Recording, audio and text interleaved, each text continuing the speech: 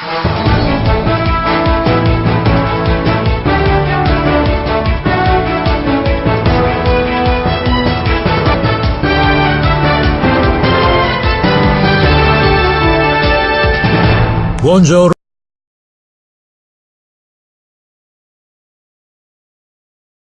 Buongiorno a tutti da Pietro Lomiglio, dai microfoni della radio della Lega Cittadina di Milazzo, una radio che, come ormai voi sapete, non è una vera radio, ma è soltanto l'audio di video che noi pubblichiamo.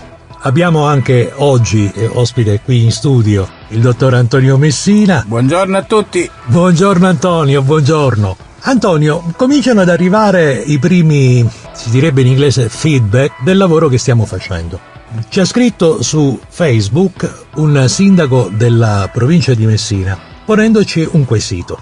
Il quesito è questo: come mai la regione siciliana, che potrebbe battere moneta, quindi potrebbe coniare addirittura una moneta siciliana, non soltanto non lo fa, ma tanti comuni sono prossimi al dissesto? Cosa realmente ha impedito, al di là della volontà politica, alla regione siciliana di far fronte con la propria emissione monetaria al proprio fabbisogno di denaro? Allora, in linea teorica questa operazione sarebbe possibile. Sarebbe possibile perché è una delle peculiarità che ha la regione, una delle cose che la regione può fare. Andiamo incontro ad un problema molto importante, perché, come qualcuno potrebbe tentare di fare, o appena si azzarderebbe a farlo, si troverebbe subito addosso gli artigli della Corte Costituzionale. Questo perché? Ecco, infatti.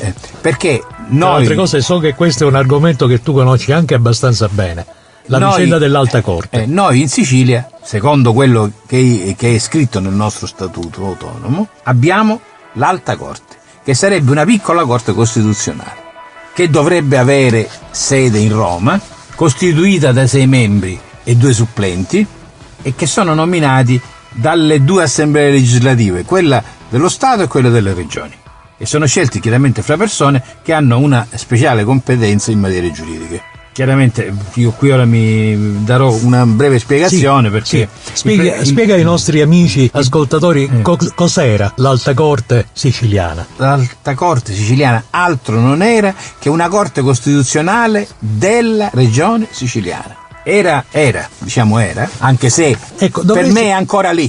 Ecco, dovresti spiegarci, quando tu dici era, quando questa Alta Corte è stata cancellata, è stata inattivata.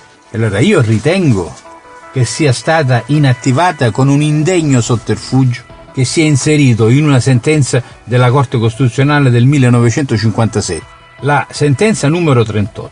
Indegna perché? Primo, nella Costituzione italiana non vi è fatto cenno al fatto che l'Alta Corte siciliana cessava di esistere quando sarebbe entrata in funzione la Corte Costituzionale. Non è scritto da nessuna parte.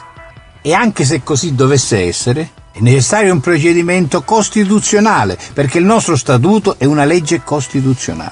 Quindi mi stai dicendo che l'Alta Corte, nei fatti, è ancora là. Semplicemente non è stata mai attivata, i suoi membri non sono mai stati nominati, e praticamente la Corte Costituzionale ha assorbito le sue funzioni senza che ci sia una legge, che non ci sia niente.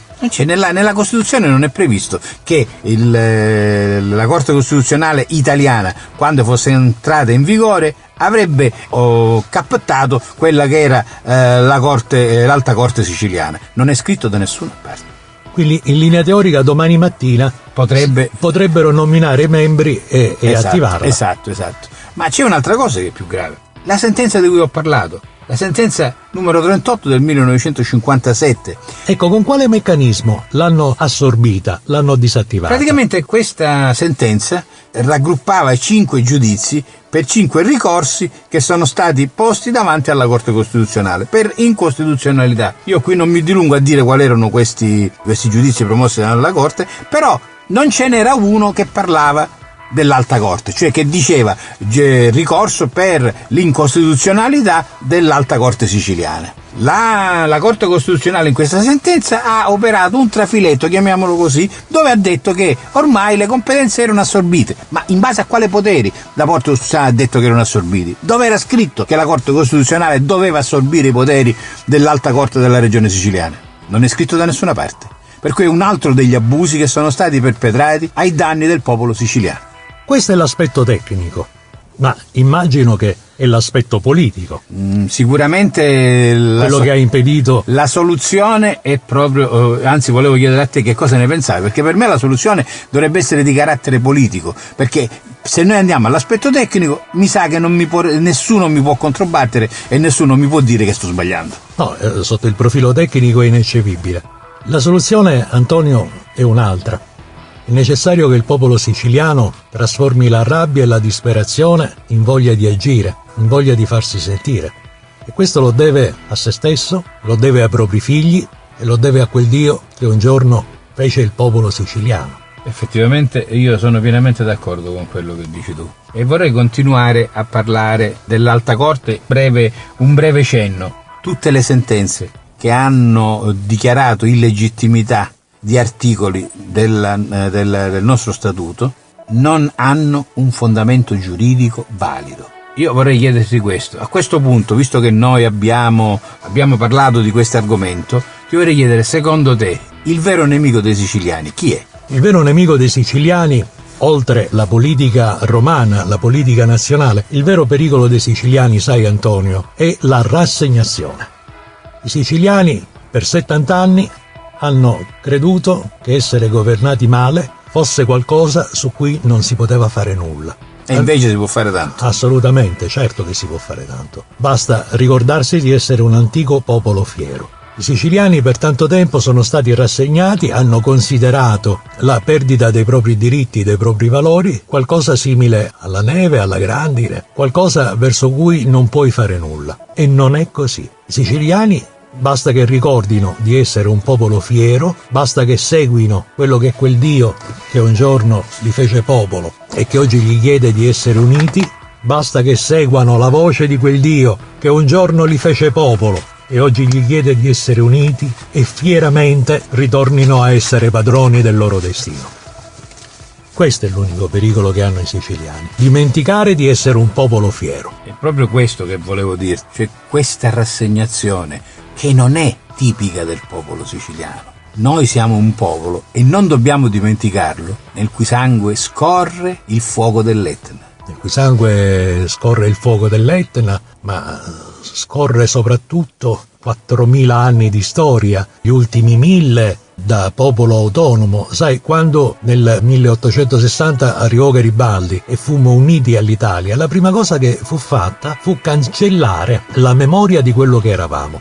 In effetti, se tu vai in giro, pochissima gente ricorda come era la Sicilia prima di essere annessa all'Italia, pochissima gente sa che eravamo una delle nazioni più ricche del Mediterraneo. Una delle nazioni più ricche del Mediterraneo. Poca gente considera la lingua siciliana una lingua a tutti gli effetti, ma la considera un dialetto. Non è un dialetto, è una lingua. È una lingua, assolutamente è una lingua. E allora io ti dico, il pericolo per il popolo siciliano è dimenticare la propria lingua, dimenticare la storia, in altri termini, non rispondere a quella chiamata del Dio che li ha creati e li ha fatto un popolo. Sì, effettivamente così, ed è brutto dover dire questo e dover pensare che questo sia una verità che fino ad oggi ha avuto il sopravvento su ogni altra cosa.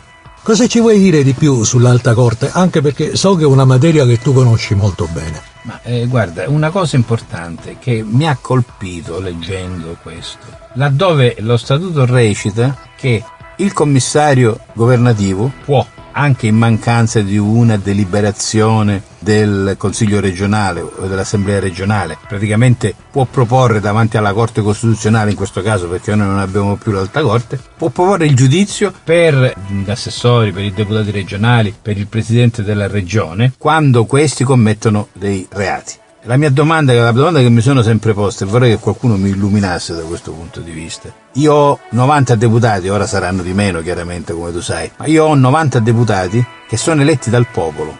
Come può un funzionario dello Stato avere lo stesso potere di un Parlamento che è stato eletto dal popolo?